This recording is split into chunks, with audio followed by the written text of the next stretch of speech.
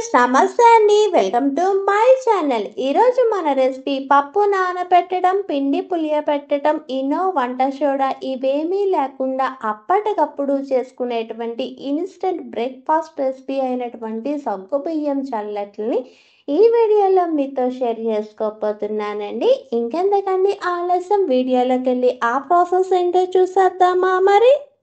ఒక బౌల్ తీసుకొని దీనిలోకి 1 కప్ పెద్ద సైజు ఉన్నటువంటి సగ్గు బియ్యాన్ని తీసుకుంటున్నానండి. మన ఇంట్లో ఉన్నటువంటి ఏదో ఒక కప్పుతోని ఇక్కడ వేసుకునే అన్ని ఇంగ్రీడియంట్స్ను కొలుచుకున్నాం అనుకోండి, ఈ దోశలన్నవి పర్ఫెక్ట్గా వస్తాయి అన్నమాట. ఇలా తీసుకున్నటువంటి సగ్గు బియ్యాన్ని మంచినీళ్ళతో శుభ్రంగా ఒక 2-3 సార్లు కడుక్కోవాలండి. ఇలా కడుక్కున్న తర్వాత దీనిలోకి 1 కప్ పుల్లటి పెరుగును కూడా వేసుకుని ఒక్కసారి అన్నీ బాగా కలిసేటట్టు కలుపుకోవాలి. ఇలా కలుపుకున్న తర్వాత దీనిలోకి 1/2 కప్పు వాటర్ను కూడా వేసుకుని ఒక్కసారి బాగా కలుపుకోవాలన్నమాట. ఇలా కలుపుకున్నటువంటి సగ్గు బియ్యాన్ని మూత పెట్టుకుని ఒక రాత్రంతా పక్కన పెట్టుకుందాము. తర్వాత వేరొక బౌల్ తీసుకొని దీనిలోకి 1 కప్ రేషన్ బియ్యాన్ని తీసుకొని దీన్ని కూడా మంచినీళ్ళతో శుభ్రంగా 2-3 సార్లు కడుక్కోవాలన్నమాట. ఇలా కడుక్కున్న తర్వాత దీనిలోకి 1/2 టీ స్పూన్ మెంతులు కూడా వేసుకొని ఇవి మునిగే అంతవరకు నీళ్లు పోసుకొని మూత పెట్టుకొని దీన్ని కూడా ఒక రాత్రంతా పక్కన పెట్టుకుందామండి. నెక్స్ట్ డే మార్నింగ్ చూపిస్తున్నాను చూడండి. ఇలా నానినటువంటి సగ్గు బియ్యాన్ని ఒక చిన్న మిక్సీ జార్ తీసుకొని దీనిలోకి నానబెట్టుకున్నటువంటి సగ్గు బియ్యము 2 కొంచెం కొంచెం వేసుకుంటూ ఇది నలగడానికి సరిపడా వాటర్ అన్నది యాడ్ చేసుకొని ఫైన్ పేస్ట్గా చేసుకొని ఒక బౌల్లోకి ట్రాన్స్ఫర్ చేసుకోవాలండి.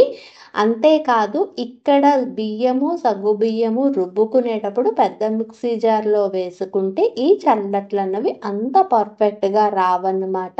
ఇలా చిన్న మిక్సీ జార్లో వేసుకొని కాటుకలాగా రుబ్బుకున్నామనుకోండి, మన చల్లట్లు అన్నవి పర్ఫెక్ట్గా వస్తాయి అన్నమాట. నేనైతే ఇక్కడ తీసుకున్నటువంటి క్వాంటిటీని 2 సార్లు రుబ్బుకున్నానమాట. ఇలా రుబ్బుకున్నటువంటి పిండిని ఒక బౌల్లోకి ట్రాన్స్ఫర్ చేసుకుంటున్నాను. దీనిలోకి రుచికి అనుగుణంగా ఉప్పు, మనం పిండి రుబ్బుకున్నటువంటి మిక్సీ జార్లోకి కొంచెం వాటర్ అన్నది వేసుకుని ఆ వాటర్ను కూడా ఈ పిండిలోకి వేసుకుంటున్నానండి. తర్వాత ఈ పిండిలోకి సరిపడా వాటర్ అన్నది యాడ్ చేసుకుని బాగా కలుపుకోవాలి. ఇలా కలుపుకున్న తర్వాత ఇక్కడ పిండి కన్సిస్టెన్సీ చూపిస్తున్నాను చూడండి, ఇలా రావాలన్నమాట. రెడీ చేసుకున్నటువంటి పిండిని పక్కన పెట్టుకుందాము. తర్వాత పొయ్యి వెలిగించి పాన్ పెట్టుకుని పాన్ అన్నది బాగా వేడెక్కిన తర్వాత దీని మీద 1 టీ స్పూన్ ఆయిల్ వేసుకొని పాన్ మొత్తాన్ని ఆయిల్ స్ప్రెడ్ చేయాలండి.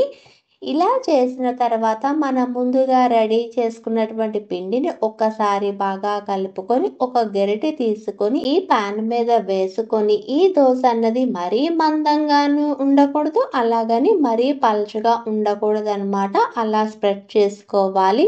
అలా స్ప్రెడ్ చేసుకున్న తర్వాత ఒక్క నిమిషం అయిన తర్వాత కొంచెం జూమ్ చేసి చూపిస్తున్నాను చూడండి. మన దోశ మీద చిన్న చిన్న హోల్స్ అన్నవి పడ్డాయి కదా, అంటే మన సగ్గు బియ్యం చల్లట్లు అన్నవి పర్ఫెక్ట్గా వచ్చాయి అన్నమాట.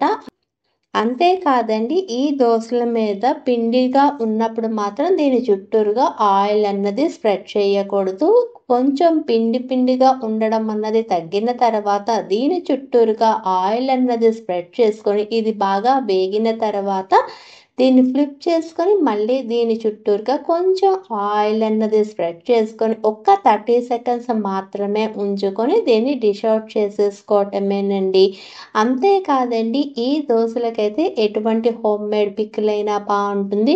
నేనైతే తొక్కుడు మాగాయ పచ్చడితో ఎంజాయ్ చేస్తున్నాను అనమాట. మీకు కానీ ఈ వీడియో నచ్చితే please like, share and subscribe. Thanks for watching.